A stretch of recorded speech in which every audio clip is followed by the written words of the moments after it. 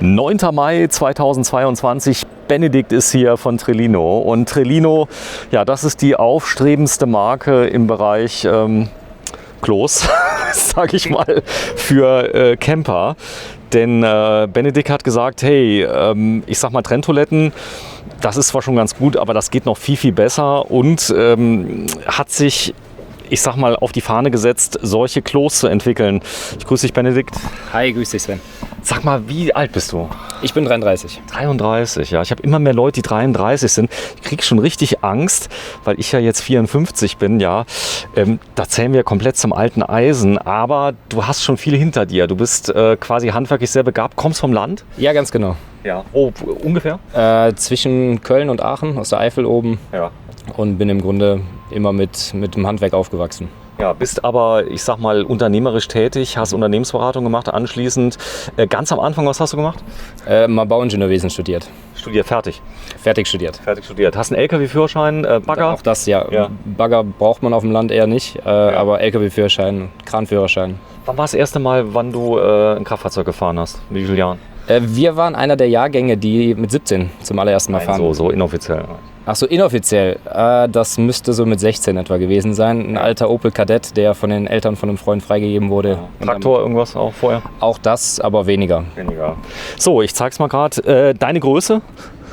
1,80. 1,80, nur dass man das Verhältnis mal sieht. Das ist schon eine ausgewachsene Version. Du baust Trenntoiletten. Ganz genau. Was ist das für jemand, der da sowas noch nie gesehen hat? Ungefähr? Ungefähr ist es im Grunde eine Toilette, die nichts anderes erwartet von dir, als dass du dein Geschäft ganz normal machst. Und bei dem Geschäft wird im Grunde Festes und Flüssiges separat voneinander aufgefangen. Und Vorteil, das Charmante daran ist, ich kann es separat voneinander auch entfernen bzw. entleeren. Also das, was die Männer schon kennen, Urinal getrennt vom großen und kleinen Geschäft, was da ist. Also vorne hast du quasi das Urinal, was aber auch für Mädels funktioniert? Ganz genau, ja. Die Mädels machen auch nichts anderes als die Männer. Und das funktioniert genauso gut bei den Mädels. So, ich zeig mal da hinten, da kommt denn das Feste rein oder Flüssige. Genau. Durchfall ein Problem? Nein, tatsächlich eine der häufigsten Fragen. Ich weiß nicht genau warum. Also wir haben es festgestellt bei etwas älteren Semestern, dass die Frage sehr regelmäßig kommt. Ist auch kein Problem.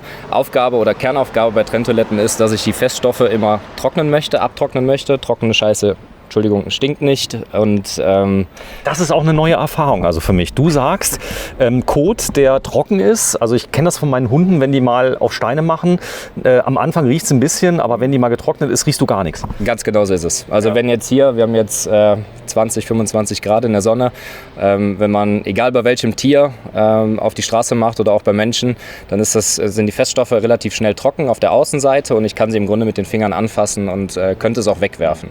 Also was unter meinem Schuh so stinkt, wenn ich in Hundescheiße trete, das sind die feuchten Anteile. Das ist genau dann das Innere, das ist dann in der Regel noch ein bisschen feucht und das klebt dann auch am Schuh fest und das ist das, was stinkt.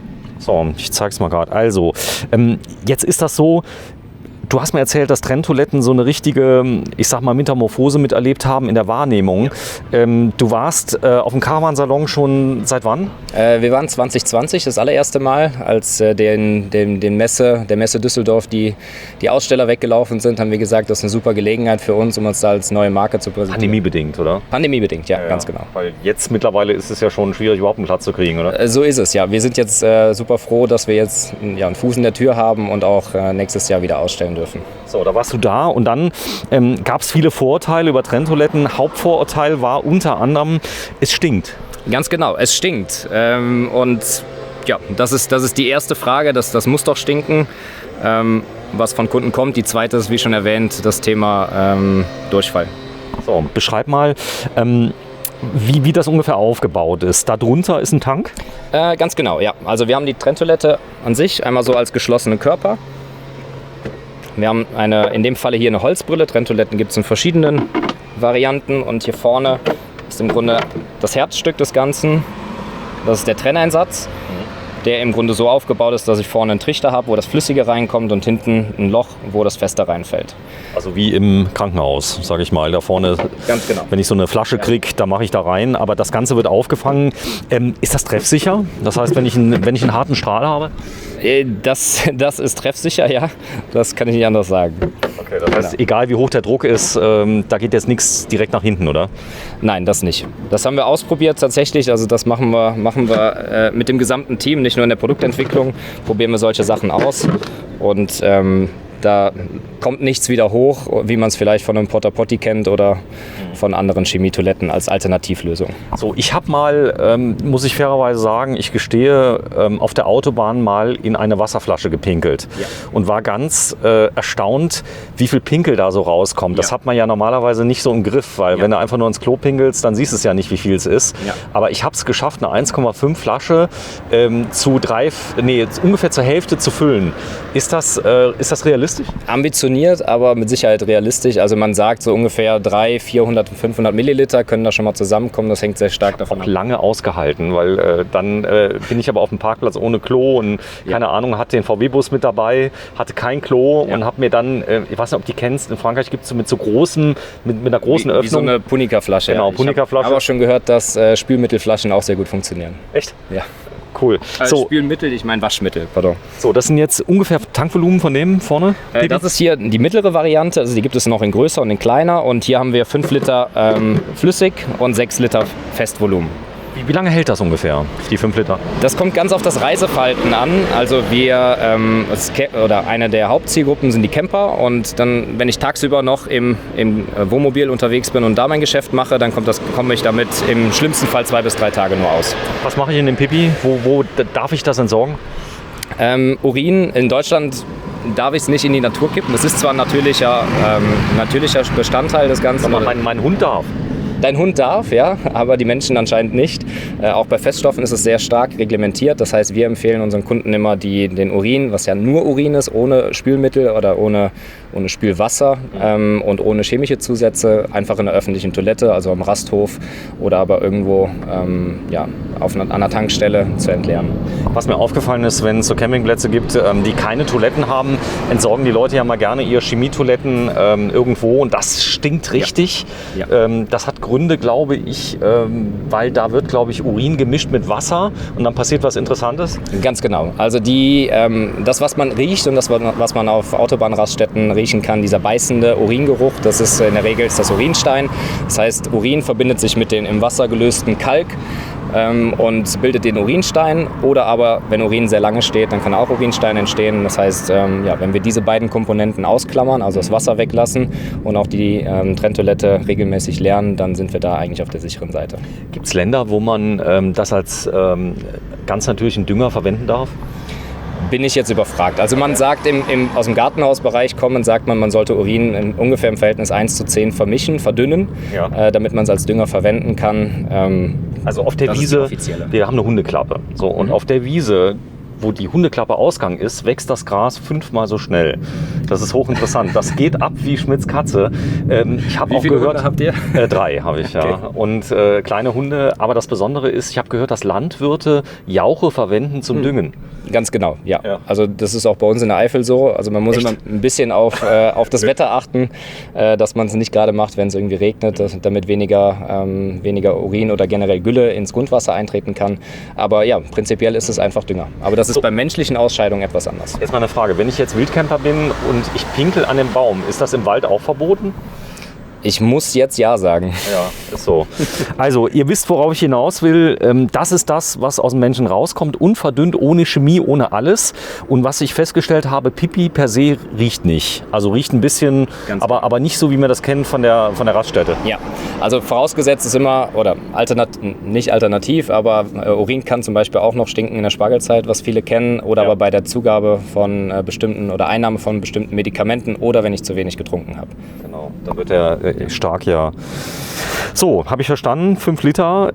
Jetzt hast du mir erzählt, die Toilette ist dicht. Das heißt, du hast erzählt, gerade Kinder, kleinere Kinder, die legen da nicht so großen Wert darauf. Wenn der Kanister mal voll ist, die müssen mal nachts aufs Klo. Aber ich habe auch gehört, einige Papas und Mamas, denen ist das auch schon mal passiert, dass es übergelaufen ist. Jetzt ist das hier Holz. Habe ich da viel Spaß?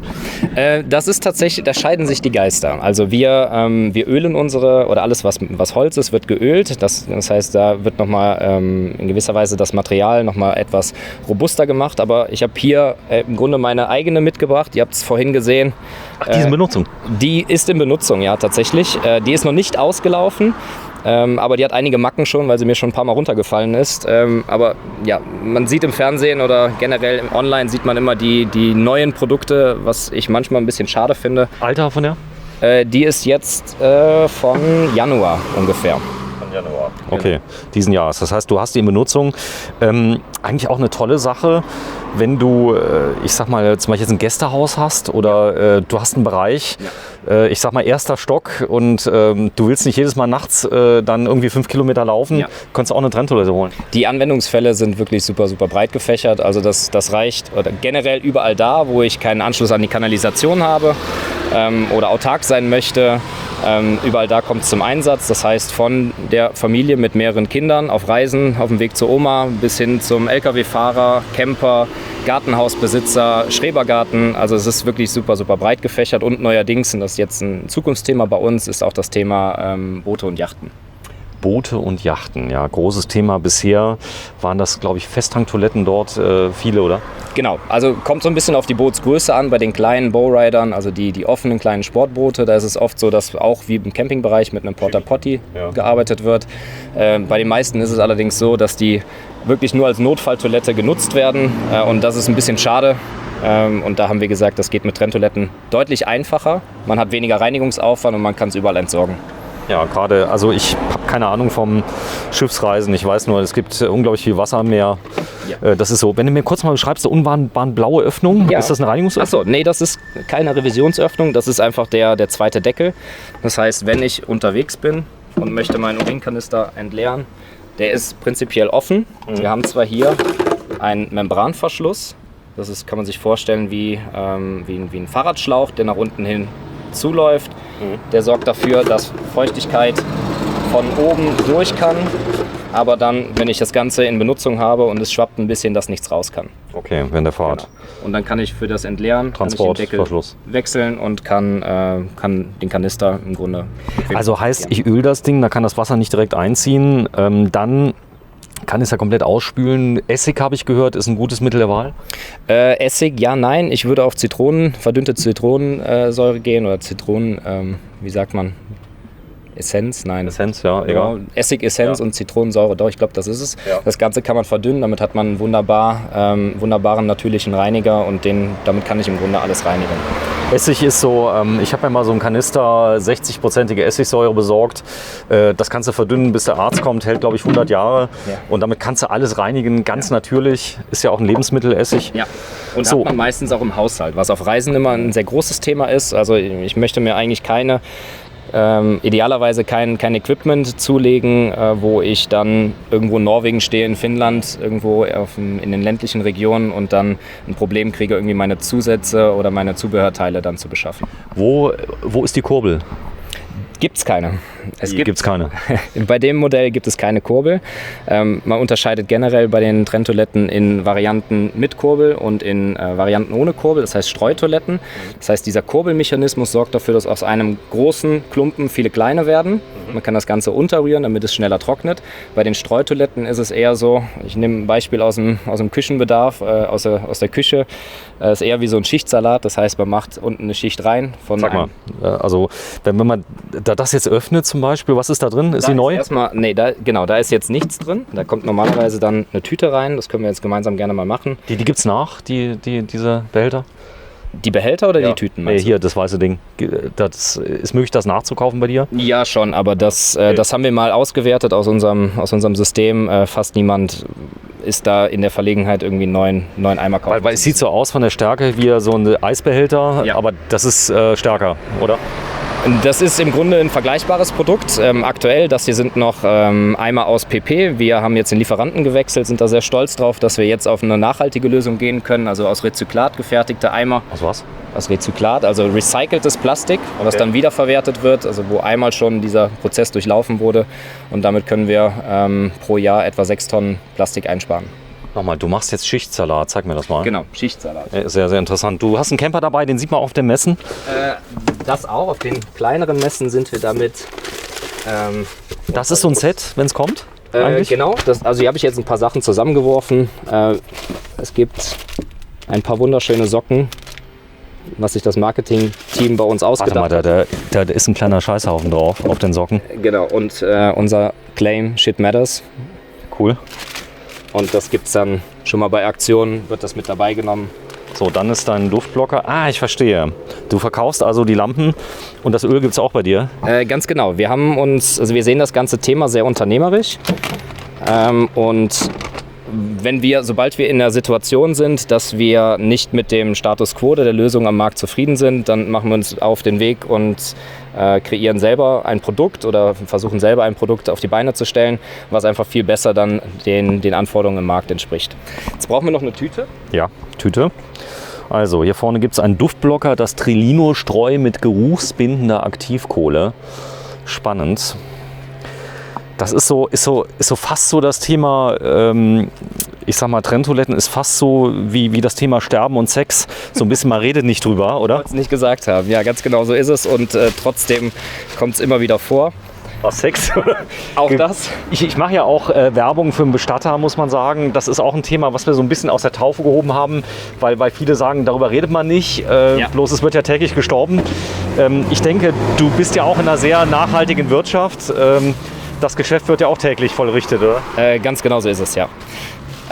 Zum Thema machen wir selber, wenn wir nicht zufrieden sind. Wir haben jetzt auch eigene Tüten gemacht. Da muss eine Tüte rein. Da muss eine Tüte rein, genau, damit ich den Eimer nicht reinigen muss. Man sieht relativ schnell, was der Unterschied ist. Also bei der einen Tüte kann ich durchgucken. Hier sehe ich im Grunde komplett meine Hand, meine Finger inklusive Farbe. Das wird bei der dunkleren Tüte etwas ausgemerzt an der Stelle. Und dazu kommt, dass die 3-mal dicker ist als die bisherigen Tüten. Das heißt, sie sind deutlich weniger anfällig für Risse etc. Das sind kompostierbare Tüten. Manche gehen auch hin und nehmen konventionell einfach eine normale Plastiktüte. So, ich mache mal gerade ein bisschen heller, dann sieht man uns besser. Da ist es. Spannend. Ich habe schon viel gelernt bei dir. Ich habe gedacht, die hätten eine Kurbel. Nee, keine Kurbel. Was hat das für Nachteile, die Kurbel? Ich würde gar nicht so groß über Nachteile sprechen. Ich glaube, alle Systeme haben so ihre Vorteile und ja, vielleicht Kompromisse.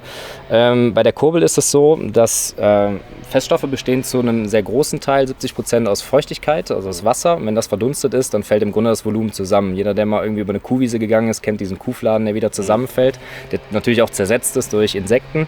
Bei der Kurbel ist es so, dass ich mein Geschäft drauf mache, kurbel das Ganze unter und ich komme relativ lange damit aus. Nachteil an dem Ganzen ist, jetzt sage ich es doch, Nachteil, Kompromiss bei dem Ganzen ist, ich muss das Klopapier separat auffangen, weil mir sonst das Kurbelwerk verstopft und ich die Toilette im Grunde oder diesen langfristigen Nachteil nicht habe. Ach so, du kannst das Klopapier eigentlich, wenn du es richtig machst, nicht reinwerfen, oder? Ganz genau, ja. Gibt es denn Klopapier, was ich reinwerfen kann?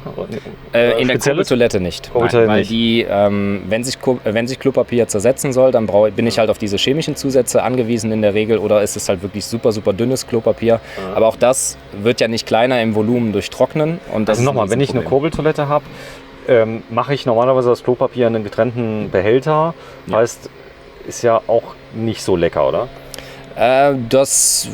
Oder ist egal? Das muss jetzt jeder für sich entscheiden, ne? Ob man sich da nochmal damit auseinandersetzen möchte. Ich glaube, der Camper an sich ist. Ich glaube, ich muss auch mal so eine Kurbeltoilette. Ich denke mir, beide Systeme haben eine Daseinsberechtigung. Absolut, absolut. Also deswegen habe ich eben versucht einzuleiten, dass es weniger um Nachteile geht, sondern jeder Camper muss halt das finden, was für ihn am einfachsten ist. Bei den Streutoiletten ist halt der unschlagbare Vorteil. Das sehen wir gleich bei der Entleerung. Also ich muss einfach die Tüte zusammenpacken und gehe in der Regel an der Küche vorbei und nehme den Hausmüll mit und kann alles in den Müll entsorgen. Direkt mal eine Frage, Preis von so einem Beutel jetzt hier im Mai 2022? Den haben wir gar nicht im Verkauf. Also für diesen kleinen, der ist immer bei den Toiletten mit dabei. Die großen liegen etwa bei 20 € für 20 Liter. 20 Liter, ist das so wie Blumenerde ungefähr, so ein Sack? Ja, das ist so eine Mischung aus, also es ist kohlebasiert. Kohle hat eine antibakterielle Wirkung. Es ist sehr fein, damit es eine gute panierende Wirkung hat, weil das ist das Ziel des Ganzen. Und es ist leicht angefeuchtet, das heißt auch ein Riesenvorteil, warum wir es selber gemacht haben.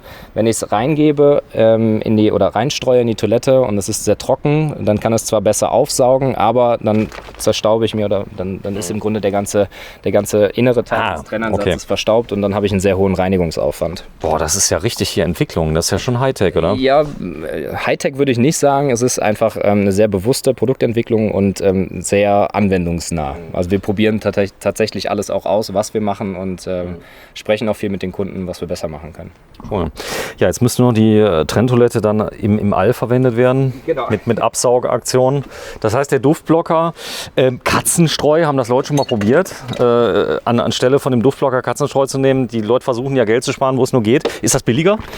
Beim Katzenstreu bin ich überfragt. Was viele machen, gerade wenn man auch irgendwie unterwegs ist, auf Reisen ist, dass sie auf Kleintierstreu zurückgreifen, also diese ganz feinen Sägespäne. Haben wir auch was dabei? Ach so, das ist jetzt nicht zwingend ausgeschlossen. Nein, genau. Also Okay. das stellen wir im Grunde den Campern oder den Kunden generell frei. Also wir haben hier einmal in diesem Würfel, ich weiß nicht, ob man es mit der Spiegelung sehen kann, haben wir den Duftblocker und das hier ist wirklich herkömmliches Kleintierstreu. Das kriege ich ja überall, oder? Genau, das gibt es meistens in etwas größeren. Da sieht man schon direkt, das Volumen ist anders und du sagst, dass die Kohle natürlich eine tolle Wirkung hat. Die bindet den Geruch auch mit, oder? Ganz genau. Okay, Beziehungsweise vermeidet durch die antibakterielle Wirkung, vermeidet die Geruchsbildung. So, zeig mal, wie viel? Das heißt, wenn ich jetzt, also wir haben im Grunde die Toilette eben so ausgepackt, wie ich sie auch aus dem Karton nehmen würde. Ich habe hier meinen Probesack Duftblocker dabei und was ich vor dem Geschäft halt mache, dass ich unten so eine kleine Basis reinstreue. Aber nicht vor jedem Geschäft, oder? Vor jedem großen Geschäft. Nein, Entschuldigung, vor dem ersten Geschäft streue ich einfach hier ein bisschen. Also einmal am Anfang. Genau, einmal am Anfang, initial. Dann baue ich wieder alles zusammen. Okay. Das heißt, Das bleibt offen. ist alles jetzt an Vorbereitung schon erfolgt. Trennansatz drauf, dann kann ich ganz normal mein Geschäft machen. Ja. Und wenn ich fertig bin Ja.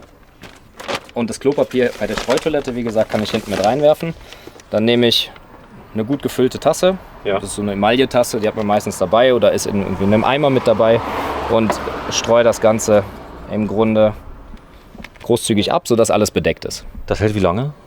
Nach deiner Wie Meinung? meinst du? Wenn du jetzt unterwegs bist, zum Beispiel auf irgendwelchen Präsentationsreisen, hält das eine Woche bei dir alleine? Die kleine Packung? Hier der. Ach so, der Eimer. Ja. Wenn wir es im Büro testen, das heißt große Geschäfte und kleine Geschäfte zu Bürozeiten, also von 8 bis 8 grob, die sind bei uns ein bisschen länger manchmal, dann komme ich ziemlich genau eine Woche hin damit. Eine Woche. So, Ja, das aber heißt, den Urinkanister, den muss ich früher lernen. Also einen Früher, 10 Liter Urinkanister brauche ich so für eine Woche und hinten komme ich mit 6 bis 8 Liter pro Woche für den Feststoffbehälter aus. Hühnerkopf Klaus, mit dem war ich mal auf dem Stellplatz und der hatte auch eine Trenntoilette dabei. Das erste, was er morgens gemacht hat, er hat seinen Kanister weggebracht aufs Klo. Das heißt, das ist eigentlich das, was ich öfter lehre. Da der aber so klein ist, Ja. ist es natürlich interessant. Dann brauche ich ja kein Spülwasser, was die Autonomie nochmal verlängert. Ganz genau, ja. Also viele Chemietoiletten haben einen Behälter in der Kassette, ein Behältervolumen von etwa 20 Litern. Wenn ich überlege, dass ich 300, 400, 500 Milliliter pro Geschäft mache mit 2 Personen und dann auch Spülwasser dazu kommt und Chemie dazu kommt, dann ist der relativ schnell voll. Meistens auch so, bei Dauerbetrieb 2 bis 3 Tage. Und bei den Trenntoiletten ist der Vorteil, das heißt, wenn ich den Trennansatz jetzt hier reinklemme, Ach, der hält da oben. wir machen es einfach mal gemeinsam vor. Das heißt, der Weg zur Entsorgungsstation ist eigentlich immer gleich oder zur Toilette. Ich kann den Kanister abnehmen oder den Deckel abnehmen. Ich kann das Ganze, jetzt mal angenommen, wir stehen an einer öffentlichen Toilette, kann das Ganze auskippen. Es läuft auch sofort alles aus, weil der Kanister ein bisschen nach oben zusammenläuft. Deckel wieder drauf. Ich weiß nicht, hast du mitgezählt? Ja, ein paar Sekunden. Erstmal die Wegezeiten ausgeklammert. Und im Grunde kann ich dann hier das Ganze wieder zusammenbauen. Und ich habe mir extra Zeit gelassen und fertig Cool. ist das Ganze. Damit das Ding nicht rumfliegt, gibt es eine Halterung? Halterungen haben wir aktuell, oder bei den Holzprodukten haben wir keine Halterungen verbaut, weil man im Grunde mit jeglichen Holzschrauben durch den Boden schrauben kann. Es gibt da ganz viele aus der Community, ganz viele tolle Tipps, wie man mit Lastschienen oder Auszügen, mit Lastauszügen arbeiten kann. Allerdings bei den kleineren Modellen ist es oft so, dass da eine gewisse Tragbarkeit einfach erforderlich ist für den Anwendungsfall im VW-Bus oder im Kastenwagen etc., wenn man nicht einen separaten Toilettenraum haben möchte. So, mit dem Beutel, was machst du dann? Genau, jetzt machen wir das gleiche mit dem Beutel. Geht im Grunde ähnlich schnell. Achso, der darf auch ins Klo, oder? Der Beutel darf nicht ins Klo, aber es geht ähnlich schnell. Das heißt, wenn ich den Trennansatz wieder rausnehme, kann ich jetzt die Tüte hier abziehen. Ich kann das Ganze rausnehmen. Mach noch einen Knoten rein. Gehe an der Küche vorbei, nimm noch meinen Hausmüll mit und kann das Ganze dann im normalen Hausmüll entsorgen. Nochmal, ich darf das im Hausmüll entsorgen? Ja und nein. Muss man ein bisschen vorsichtig mit sein. Wir arbeiten daran, also als Hersteller von Trenntoiletten arbeiten wir auch mit den Campingwirten zusammen. Das heißt, wir sprechen sehr viel mit den Campingwirten und möchten in Erfahrung bringen, was die Campingwirte benötigen. Was ist ein Campingwirt? Entschuldigung, der Betreiber eines Campingplatzes. Okay. Ja, pardon. Also der im Prinzip das Pendant zum Gastwirt oder Landwirt. So kann man sagen. Der Campingwirt. Genau, der Nicht geil, habe ich noch nie gehört. Deswegen, okay, cool. Genau, weil, ach so, die finden das vielleicht nicht so spannend. Wenn irgendwie Vögel, Raben am Müll schon mal ein bisschen picken oder mal eine Tonne umfällt aufgrund des Windes, dann ist es natürlich unschön, wenn dann ein Beutel mit Kot auf dem Boden liegt oder aufgegangen ist. Deswegen plädieren wir dafür, dass man sich lokal immer... Ist aber rechtlich zulässig. Ich darf das in den Hausmüll geben. Ja, ist letztlich ähnlich oder vergleichbar wie mit dem Hundekot, den ich ja ähnlich entsorge. Genau. Stimmt, da gar nicht drüber nachgedacht. Das heißt auch, das Streu vom Hundekot, das könnte ich ja verbuddeln. Das würde sich im Laufe der Zeit auch zersetzen, Ganz oder? Genau, ja. Also die Tüten, die wir hier verwenden, sind wie gesagt aus Maisstärke. Sie dürfen nicht in den Biomüll rein, weil es gewisse Auflagen gibt für Biomüll, dass er sich innerhalb von in einem gesteuerten, automatisierten Prozess einfach sehr schnell zersetzen muss. Das ist jetzt hier bei den Tüten, dauert das alles ein bisschen länger. Pardon. Also Maisstärke ist das Zeug, was ich schon mal finde als Verpackungsmaterial zum Beispiel. Dieses das ist so ein Chips. Ja. Okay. Wobei ich jetzt nicht weiß, was du meinst. Also Mais ist, es gibt so Füllmaterial, also dass die machen so aus Maisstärke. Ja, das genau. ist das Zeug. Das ist das Pendant Popcorn dazu. eigentlich, oder? Das ist das Pendant dazu aus dem Verpackungsbereich. Okay, verstanden. Wenn ich das Ganze jetzt hier sehe, Preis von der, wie sie hier steht, ungefähr? Liegt bei 650 €. Okay, jetzt gibt es ja Leute, die sagen, ja gut, jetzt hier, ich sag mal so die Rundung, das wird schon ein bisschen schwieriger, wenn ich handwerklich nicht so begabt bin. Genau. Was hast du denn schon für Selbstbauten gesehen? Alles Mögliche. Alles Mögliche von, man nimmt einfach die Silhouette einer Chemietoilette und baut das Ganze um, wirklich mit einem Multitool oder mit einem Teppichmesser, bis hin zu wirklich schönen, handwerklich sehr professionellen Lösungen, die dann mit einem separaten Trennansatz zugeschnitten werden. Ich kurz schauen. Warte, ich darf mal kurz da reinblicken. Oh ja. Du hast nämlich eine ganze Armada von Trenntoiletten mitgebracht. Das Und Arsenal. Das Coole ist, ein sehr nachhaltiges Konzept ist Kunststoff immer noch bei dir, weil du sagst, das hält unglaublich lange. Ja. Man kann es aus recyceltem Material machen. Ganz genau. Ja. Also wir arbeiten da sehr eng mit unseren Lieferanten und Partnern zusammen. Das heißt, wir machen auch regelmäßig Versuche, wo wir recyceltes Material dazugeben oder mal ein komplett recyceltes Produkt bauen lassen, fertigen lassen, um uns das Ganze einfach anzuschauen. Momentan ist es so, dass die Festigkeit, also die physikalischen Eigenschaften noch nicht ganz so gut abgedeckt sind. Aber wir sind dran, dass wir das auf jeden Fall auf der Seite dann auch deutlich nachhaltiger hinbekommen. Zeigen wir gleich. Also mal so die Unterschiede. Machen wir ein zweites Video, welche verschiedenen Versionen es gibt. Aber es ist so, die Unkenrufe, jetzt muss man ja sagen, da sind allein fast 20% Mehrwertsteuer drin. Ja. Muss man dazu sagen, dann ist drin, du musst leider davon leben. Das ist so. Auch das. Auch das Marketing muss ein bisschen bezahlt werden, weil sonst wüssten die Leute vielleicht gar nicht, dass es Trenntoiletten gibt, oder? In der breiten Masse. Richtig. Also wenn man in dem Produkt einfach nur eine Holzkiste sieht, dann ist es völlig fein von unserer Seite aus, wenn man sich das Ganze selber baut. Im Grunde kann man bei uns im Shop, also das was man halt braucht, um sich eine Trenntoilette selber bauen zu können, ist im Grunde diese Kombination. Nochmal, du verkaufst das einzeln, das heißt, du unterstützt das auch noch, wenn einer sagt, ich will das selber bauen. Absolut. Also warum soll ich da den Kunden bevormunden? Man kann das Ganze auch einfach so als Set kaufen. Preis von dem Set? liegt bei dem kleinen etwa bei 110, 120 Euro. Okay, das heißt, dann habe ich die Basis, brauche eigentlich nur noch hier den Ausschnitt, kann das selber bauen, aber Leute, die zum Beispiel sagen, finde ich die Marke cool, das ist ja Apple so ein bisschen, du hast dir viel Gedanken um Design gemacht, denn ganz ehrlich, herzlichen Glückwunsch erstmal, ich finde deine Klos schön. Also das muss ich leider bei vielen Klos sagen, dann sind sie dicht, du hast mir erzählt, es gibt viele Trenntoiletten, da kann was rauslaufen, das ist glaube ich bei dir nicht der Fall.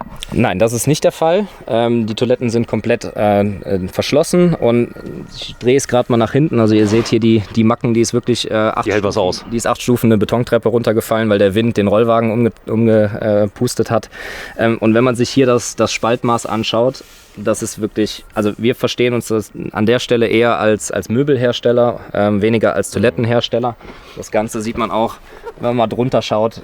Hier ist jetzt schon ein bisschen vom Sturz aufgegangen, aber das Spaltmaß hier generell ist wirklich sehr, sehr gut und das ist handwerklich einfach auch sehr, sehr gut gemacht. Ich liebe ja, ich sag mal, die Anwendung von Magneten. Das heißt, du machst da unten drunter Klebermagnete drunter, kannst sie dann, ich sag mal, das Gegenstück als Magnet machen, theoretisch.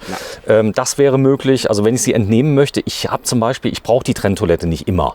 Oder ich will sie, wenn ich nicht campen gehe, zum Beispiel im Haus verwenden. Oder ich sag mal, das geht grundsätzlich. Absolut.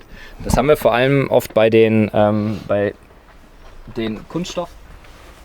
Bei den Kunststoffvarianten haben wir das sehr häufig. Teurer, billiger? Die sind etwas günstiger, weil es einfach vom Produktionsverfahren automatisierter ist und nicht wie die Holztoiletten in Einzelfertigung gemacht werden.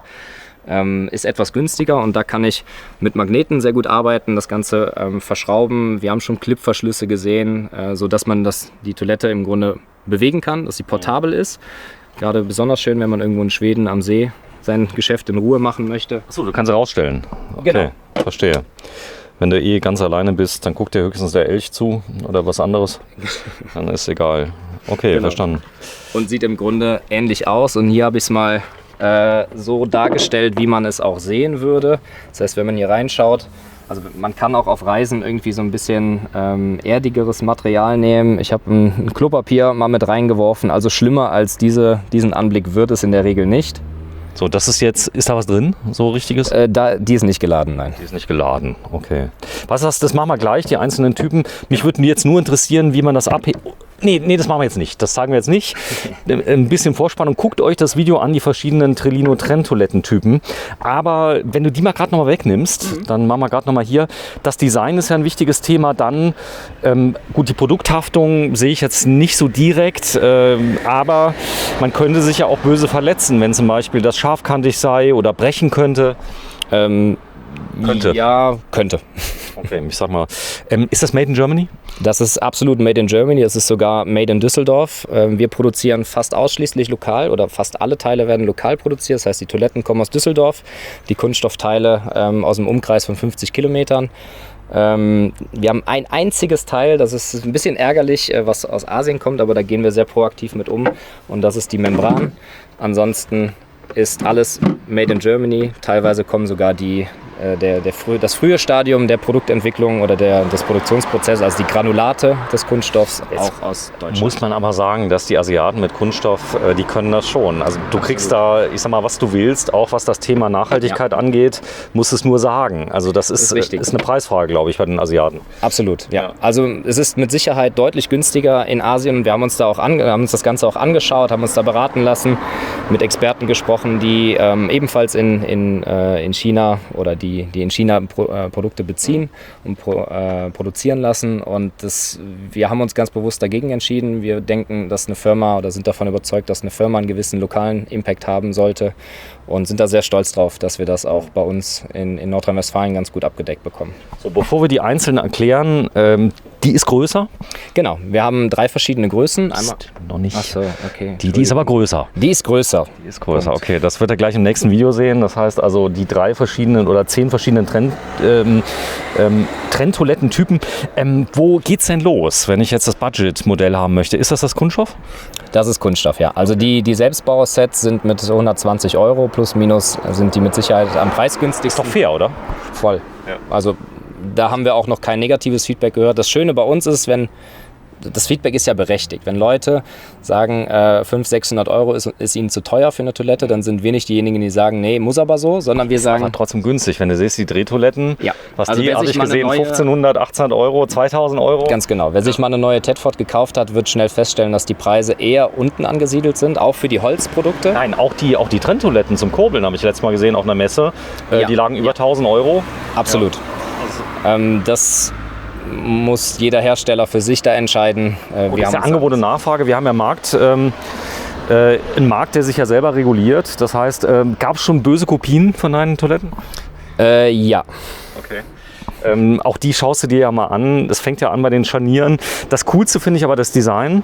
Ja, wenn ich die haben möchte, seid ihr auch im Fachhandel? Ja, wir sind aktuell bereits gelistet bei Camping Wagner und Fritz Berger. Okay. Und einige Hersteller von kleineren Van-Manufakturen bis größeren OEMs, also Wohnmobilherstellern, bieten unsere Produkte auch ab Werk schon an. In Holland gibt es so einen ganz großen Obelink. Genau. Sind die dran oder wollen die euch nicht? Doch, sind dran, Gespräche laufen schon und ab wahrscheinlich in Q3 wird das Ganze auch scharf geschaltet. Und das heißt, Q3 wäre der 1.9. Passend zum Caravansalon kommt es dann vielleicht. Also liebe Obelinker, wenn ihr unser Video seht, ich finde es cool. Ihr seid, wie viele Leute seid ihr? Wir sind jetzt 15 Leute im Team. 15? Das heißt, das Kompliment, dass wir schöne Produkte bauen, das nehme ich gerne mit heute Nachmittag zurück in... Und echt? Also wenn du es so siehst, auch hier das Multiplex mit dem dunklen, das kommt auch gut rüber, weil ich glaube, das ist ganz wesentlich für die Akzeptanz, gerade bei Frauen. Also ich sag mal, Männer, denen ist es ja manchmal scheißegal, wo sie reinmachen. Ja, die Stellen muss bequem sein. Ja. Aber du hast mir auch erzählt, dass das Thema Bequemlichkeit, ihr habt ganz viele Konkurrenzmodelle Probe gesessen. Ja. Also du bist jetzt niemand, der sagt, hey, das ist gut oder schlecht, aber du hast gesagt, hier, wenn du gerade noch mal öffnest, auf dem Klo sitzt man auch gut. Das schon, ja. Das ist bei den Kunststoffmodellen noch etwas besser. Beim Holz ist es so, dass wir Kunststoff? Und der... Also eigentlich würdest du sagen, das Kunststoffmodell ist bis auf das es nicht so ganz so schön ist, man könnte es ja noch folieren. Ja. Haben wir schon gemacht, haben wir schon probiert. Allerdings sind die Produkte aktuell aus PE. Das hält nicht so gut. Also es ist säurebeständig und super robust, aber es hält unterm Strich nicht ganz so gut. Also bitte auch nicht probieren, weil ich gehört habe, dass der Kleber von den Folien könnte das weich machen. Das ist also, probiert es einfach mal aus. So, das heißt, du sitzt da besser. Absolut, ja. Wenn man von vorne mal drauf schaut oder auch, man sieht es eigentlich von allen Seiten, man sieht, dass die Brille an sich eine schöne Ergonomie nach innen hat. Das haben wir uns abgeschaut bei ganz normalen herkömmlichen Klobrillen. Das ist etwas, was bei den Holzprodukten so nicht funktioniert, aufgrund des Verfahrens, weil ich halt eine ebene Platte habe, die ich nur eingeschränkt bearbeiten kann. Und mit den Trelino Kunststoffmodellen habe ich im Grunde den Komfort, wie ich ihn zu Hause auch habe und kann so, bei den Herren ist es meistens so, auch wirklich länger mal so eine Bildzeitung auf Toilette lesen. Sollte man ja gar nicht. Also, weil das ist auch richtig. Also Ärzte sagen, man soll nicht lange auf dem Klo sitzen, weil das die Hämorrhoiden nämlich fördert. Ja, absolut. Also hat mir einer mal gesagt, ich bin jetzt auch schon 54 und ich kann es bestätigen, aber ich bin ja so jemand, der mal gerne einen Post auf YouTube vorbereitet. Ja, man hat einfach Zeit. Man hat Zeit für die wichtigen Dinge. Und du weißt warum als Mann? Das ist der einzige Ort, wo man dich hoffentlich nicht stört. Okay, ja, wenn man abgeschlossen hat. Cool. Also jetzt nur eine Frage, last but not least, du könntest ja einen Kunststoffdeckel auf die Holzversion machen. Habt ihr das mal probiert? Ein Kunststoffdeckel? Ja, so ein Kunststoff... Richtig, ja. Wir haben oder sind von der Designsprache her der Auffassung, dass wir möchten im Grunde den Begriff des Campingklos möchten wir entkoppeln von wackeligen Lösungen, wo man irgendwie als Mann drankommt an gewissen Stellen etc. und haben uns da bewusst einfach für eine als Mann drankommt, heißt, dass zum Beispiel der Pipi-Mann vorne berührt. Ja. Das ist sehr unangenehm. Sehr. Jeder, der mal auf einer herkömmlichen Tedford saß oder bei der Dometic ist es nicht anders. Gut, das hängt ja auch vom Mann ab, ja, ob er die Fähigkeit besitzt. Oder zur Morgenstunde ist es bei vielen ebenfalls der Fall. Das heißt, bei uns, wir achten immer darauf, dass wir hier links, rechts, im Grunde vorne, hinten, in dem Falle ausreichend Freiheiten haben, dass auch in den Morgenstunden sichergestellt ist, dass man nirgendwo drankommt. Langt das denn vorne auch für große Versionen? Also dass die, ich sag mal, Länge oder habt ihr auch tiefere? Das ist jetzt etwas, was wir so getestet haben im Freundeskreis mit verschiedenen Freunden, um es so zu sagen. Krass, habt ihr echt gemacht? Ich würde jetzt gerne Grüße rausschicken, aber das mache ich nicht. Achso, ansonsten ist er ganz beliebt bei Instagram, oder? Das könnte sein, weiß ich nicht. Also ich sag mal, auch wenn ich ein größeres Glied habe, das funktioniert. Das funktioniert, ja. Okay. Prima. So, also da sind wir. Preis von der Version Kunststoff im Moment? Die liegt auch bei 649 €. So. Aber Hut ab. Inklusive Lüfter ist das. Man könnte aber doch den Deckel, könnte man den so ein bisschen holzig machen bei der Kunststoffversion? Theoretisch. Nochmal, du möchtest... Achso, der ist aus Holz. Genau, der ist ja aus Holz. Gut, verstanden. War ich mir nicht sicher, ob ich dich falsch verstanden habe. Ich nehme alles zurück. So, wenn ich mehr Informationen haben möchte, ihr habt eine Webseite, die heißt wahrscheinlich genauso wie euer Produkt? Ganz genau, trelino.com, und da findet man Kontaktdaten, Einbauberichte, die Produkte nochmal gegenübergestellt, alle Daten. So, komm, wir zeigen mal gerade, wie es geschrieben wird. Wahrscheinlich hast du es irgendwo abgedruckt. Trelino, so wird es geschrieben. Und ja, ihr seid ziemlich viel unterwegs im Multimedia-Geschäft. Ihr habt es besonders schwer, muss ich sagen, weil gerade die Camper-Szene, Outdoor oder ich sag mal umgebaute Pickups, das kennst du ja. Also das ist ja eine Szene, die sind sehr, sehr kritisch. Die campen eigentlich gar nicht, sondern die machen immer so Wagenbogen, habe ich oft das Gefühl, setzen sich mit allem auseinander. Jetzt ist ja die große Eroberung, wäre zum Beispiel im Hymer zum Beispiel. Was ich immer öfter höre, ist Cinderella, also brauchst noch eine Gasflasche für, ist natürlich Thema Nachhaltigkeit ganz nett, funktioniert, aber du brauchst Gas und zwar nicht zu wenig, Ganz genau. musst alles verbrennen.